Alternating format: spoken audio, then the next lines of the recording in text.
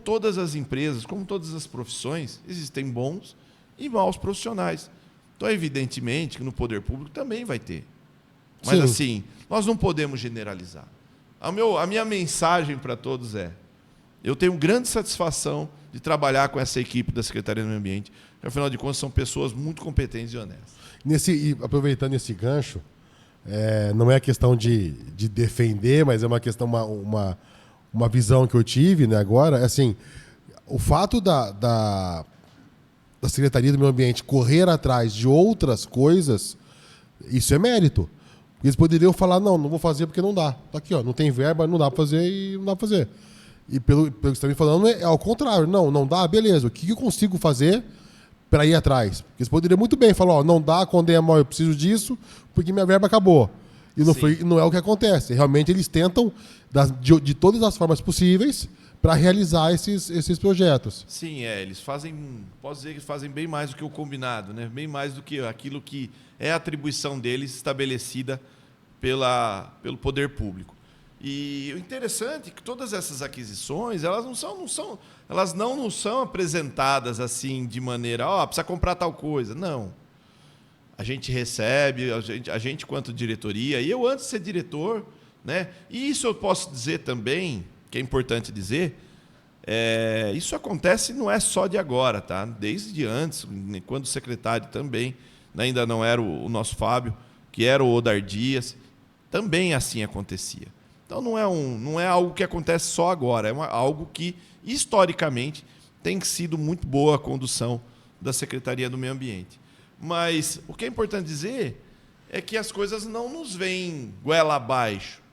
Ela é explicada, o motivo, a necessidade e o porquê. Então, olha, vamos fazer um programa ambiental. E também não é uma questão assim, vamos usar o dinheiro porque está lá. Só vai chegar ali a hora que realmente não é necessário e não tem outra fonte da onde tirar. Sim. Então, por exemplo, olha, roubaram as placas. A gente sofre muito. A parte ambiental de Americana sofre muito com descarte irregular, depredação de placas informativas. Então, nós fazemos as placas dos carrapatos. As placas, simplesmente, elas desaparecem. Uma placa é cara. Parece que não, mas uma placa é muito cara. Me falaram ontem, se não me engano, que quebraram 2 ou 3 vasos já no centro da cidade. Então assim, e quebrou. Um lá foi depredação. Então, assim, é complicado também, né? Isso custa. Então, isso precisa ser reposto.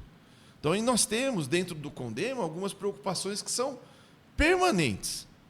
Estão em discussão quase que todas as reuniões. A represa do Salto Grande, isso não precisa nem dizer. É o xodózinho É aquilo que a gente faz de tudo pela represa. A gruta, o parque, a gente está sempre com olhos atentos no parque, naquilo que a gente pode ajudar o Tancredo. Nós sabemos também das dificuldades orçamentárias, né, do parque. Ficamos muito felizes quando eles passaram, quando a unidade passou a integrar, né, a Secretaria do Meio Ambiente, também o Botânico. Por quê?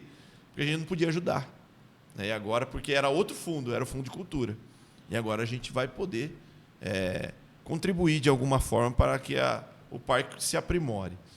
A nossa preocupação com as capivaras, com a questão da maculosa, com a questão das macrófitas, são assuntos, com a questão da poluição, com a questão do aterro, com a questão do pós-represa, das ocupações irregulares, as preocupações com a nossa poluição do ar, né, que infelizmente algumas empresas da nossa região insistem em poluir o nosso ar.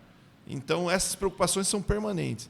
E a gente está sempre discutindo. A preocupação agora, por exemplo, no período que, graças a Deus, nós estamos passando um período tranquilo em relação à dengue, mas sempre foi algo muito preocupante para nós, né? A questão das doenças, né? A gente tem a vigilância, então a gente está sempre...